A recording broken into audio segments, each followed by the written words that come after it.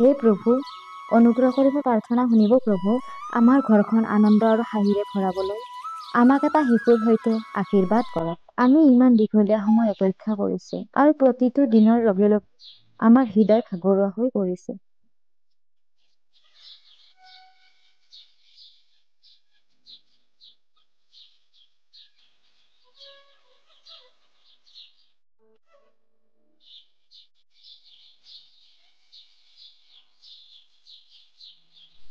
সাবিত্ৰী, তোমাৰ ভক্তি বিশুদ্ধ। দেৱতাসকলে আটাইতকৈ যাক বেছি ভাল পায় তেওঁলোকৰ মাজে সময়ে পৰীক্ষা লৈয়ে থাকে। তুমি বিশ্বাস নোহোৱাবা, কাৰণ তোমাৰ প্ৰাৰ্থনা অথলে নাযায়। ধন্যবাদ দেৱ, মই আপোনাৰ কথাষাৰ সদায় মনত ৰাখিম। মই কেৱল এটা শিশুৰে আমাৰ পৰিয়ালটো সম্পূৰ্ণ কৰাটো বিচাৰো। আই, এই পৃথিৱীত মানুহে এনে নাহে, সকলোৱে কিবা নহয় কিবা আশা আকাংক্ষা লৈহে আহে। তুমি হাৰ নামানিবা, অতি শীঘ্ৰে তোমাৰ গৰ্ভৰ এটি নিবাস সন্তানে ঠাই ল'ব। তুমি নিশ্চিন্ত থাকা আই।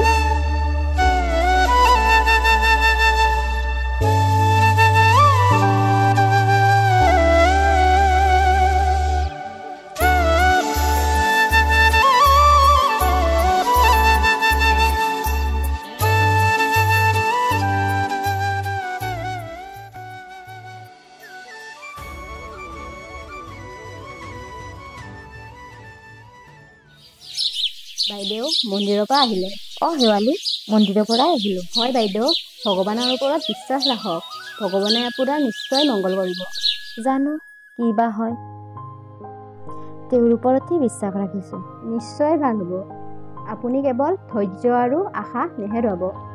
সদায় এইটোৱে আশা শেৱালি, আশা আৰু ভৰসাৰ সৈতে জীয়াই আছো। বাইদেউ, আপুনি আৰু দাদা বৰ ভাল। ভগৱানে আপোনালোকৰ কিবা এটা পৰীক্ষা লৈছে, কিন্তু সেই পৰীক্ষাত আপোনালোকে নিশ্চয় সফল হ'ব। জানো, দেখা যাওক কিবা হয়। বাৰু, মই এতিয়া আহো দিয়া। তেখেতে চাগে মোলৈ ঘৰত বাট চাই আছে। যাওক বাইদেউ।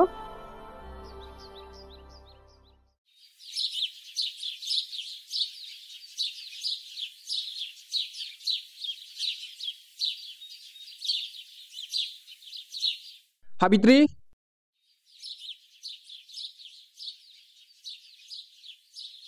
সাবিত্ৰী।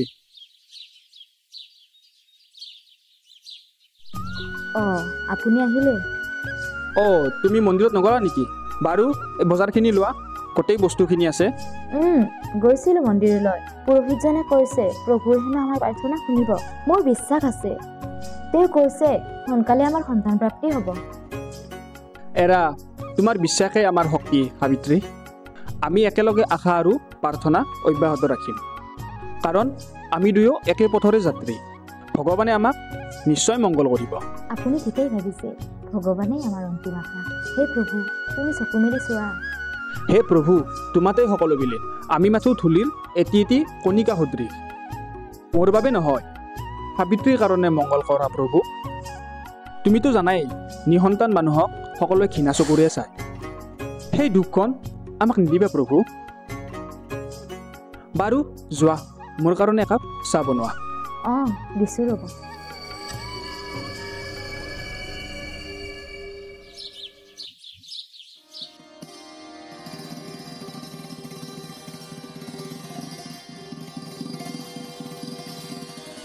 বাইদেউ, দাদা দেখোন কাম কৰি আছে।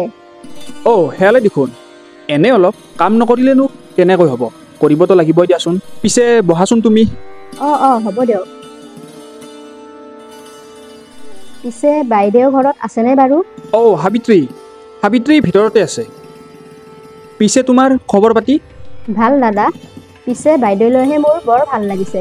তেখেতে ভগৱানৰ ওচৰত ইমান কৃতজ্ঞ, তেখেতক ভগৱানে মূৰ দাঙি চালে। সেইটোৱে আমাৰ বাবে সুখৰ বতৰা। হয় দিয়া, তেওঁৰ ভগৱানৰ প্ৰতি ভক্তি আৰু শ্ৰদ্ধা থকাৰ বাবে আজি হয়তো তেওঁ গৰ্ভৱতী হ'বলৈ সক্ষম হৈছে। বাকী আগলৈ আকৌ তেওঁৰ ভগৱানৰ লীলা। হ'ব দাদা, নিশ্চয় সকলোবোৰ ঠিক হ'ব। আগলৈও নিশ্চয় কৰিব দিয়ক, চিন্তা নকৰিব। তাকেই। বাৰু তুমি ভিতৰলৈ যোৱাগৈ, সাবিত্ৰী ভিতৰতে আছে। ঠিক আছে দাদা।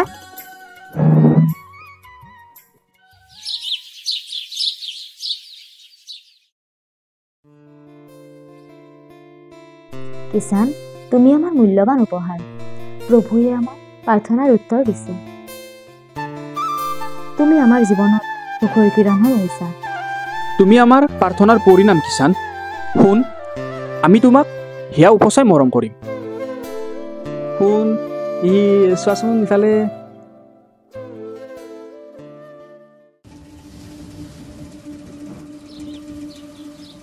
কিষাণ, তুমি আৱেগ ভাল পোৱা নে অভিমান? কি হ'ব মীৰা?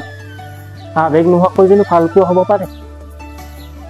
আৰু তুমি অভিমানৰ কথা কৈছা? অভিমান অবিহনে জানো মৰম হ'ব পাৰে? নহয় অ' পাগল, মই তোমাক এইবিলাক এনেহে সুধি আছো, তাতেনো ইমান ক'ব লাগেনে? খঙৰ মই কেতিয়া কৰিম? তুমি কথাষাৰ সুধিছা যিহেতু মই তোমাক উত্তৰে দিছো, বছ সেয়াই। হ'ব, তথাপিও তুমি মোক অলপ হ'লেও খং কৰিছা দিয়া, মই গম পাইছোঁ। হ'ব বাৰু, সেইবিলাক বাদ দিয়া এতিয়া। পিছে ঘৰত ক'লানে কথাটো? কথা? কি কথা কিষাণ? কথা? কি কথা মানে? আমাৰ ভাল পোৱাৰ কথাটো আকৌ। তাতকৈ আৰু বেলেগ কথা থাকিব পাৰে জানো?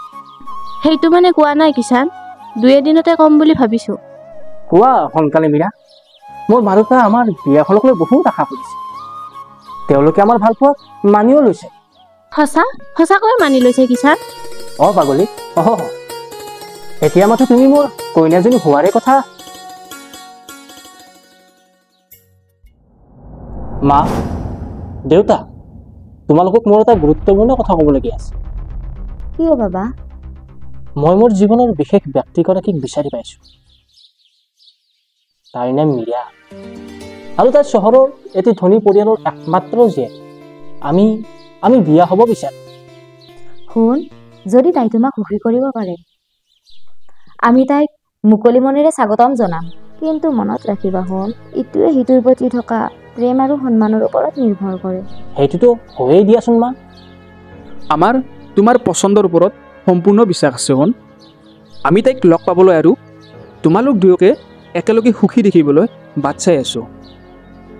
মই জানিছিলোঁৱে তোমালোকে যে মান্তি হ'বা। ধন্যবাদ মা, ধন্যবাদ দেউতা।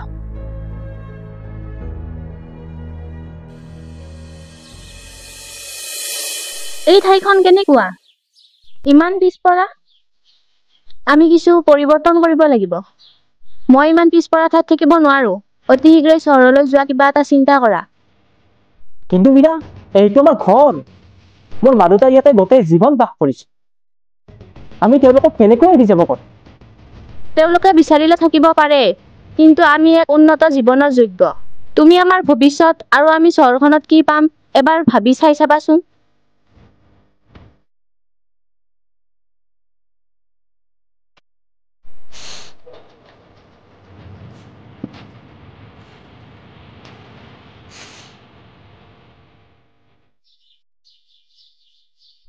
আপোনালোক দুয়ো এতিয়াও আমাৰ মাজত কিয় আছে? আপোনালোকৰ উপস্থিতিয়ে আমাক বৰকৈ প্ৰভাৱ পেলাইছে। কিন্তু আপোনালোক সদায় আমাৰ মাজত আহে। মীৰা, এইটো আমাৰ ঘৰ। আমি সদায় তোমাক আত্মীয়তা অনুভৱ কৰাৰ চেষ্টা কৰি আহিছোঁ। এনেধৰণৰ ব্যৱহাৰৰ সন্মুখীন হ'বলৈ আমি কি কৰিছোঁ? আপোনালোক পুৰণি চিন্তাধাৰাৰ মানুহ। আপোনালোকক আমাৰ জীৱনত থাকিব দি আমাৰ সপোনবোৰ মোৰ শেষ কৰি দিবলৈ অকণো মন নাই।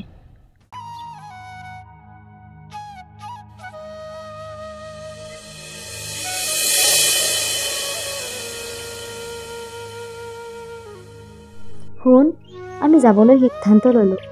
আমি আৰু তোমাৰ মীৰাৰ মাজত বজা হ'ব নিবিচাৰোঁ। ইমানবোৰ স্মৃতিৰে ভৰা এই ঘৰখন আমাৰ বাবে ঘৰ হৈয়েই থাকিল।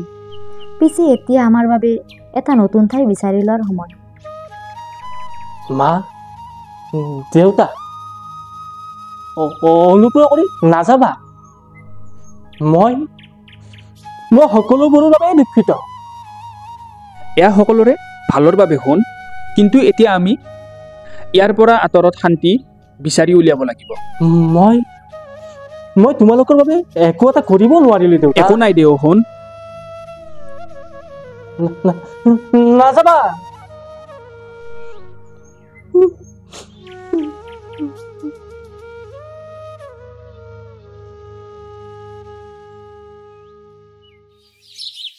কিষাণ, তই ইয়াতে ৰৈ আছ? তই কথনে তই বিচাৰি আছো? নহয় ভাই, তইতো দেখিছই মোৰ জীৱনৰ পৰিস্থিতিবোৰ। মোৰ ঘৰখনৰ পৰিস্থিতি লগতে মোৰ জীৱনটোৰ প্ৰতিও ভয় লগা হৈছে ভাই। এদিন সকলোবোৰ ঠিক হৈ যাব বুলি ভাবোঁ, কিন্তু কিবা হয়। হ'ব দে, ইমানকৈ চিন্তা কৰিব নালাগে। মানুহৰ জীৱন সুখ থাকিলে দুখ থাকিবই, আৰু দুখ থাকিলে সুখ থাকিবই। আগলৈ ঠিক হৈ যাব দে। তাকেইতো, জীৱন এটা কোন দিশে আগুৱাই লৈ যায় নাজানো দে। এইবিলাক বাদ দে, মোৰ লগত এঠাইৰ পৰা আহো ব'ল।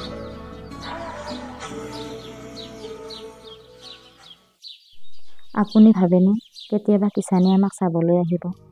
আমি তাৰ ওপৰত বিশ্বাস ৰাখিব লাগিব সাবিত্ৰী, আৰু তেতিয়ালৈকে আমাক মনোবল দিবলৈ আমাৰ ওচৰত আমি ইজন সিজন আছোৱেচোন, আৰু তাৰ শৈশৱ স্মৃতিও আমাৰ লগত আছে। তাকেইতো, বহুদিন হ'ল তাৰ খবৰ এটাও পোৱা নাই। একো নহয় দিয়া, ইমানকৈ চিন্তা কৰি থাকিব নালাগে, সকলোবোৰ ঠিক হৈ যাব। কিয় এইখন?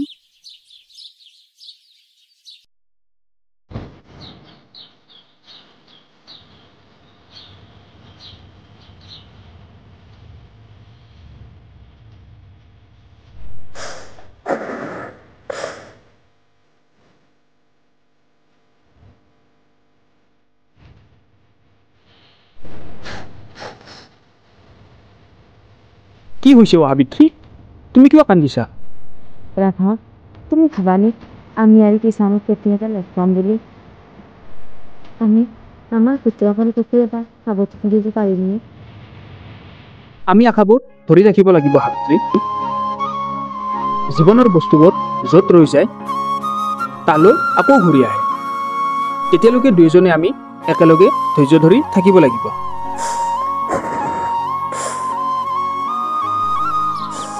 আপুনি এইখন পঢ়ি চাওক। কি এইখন?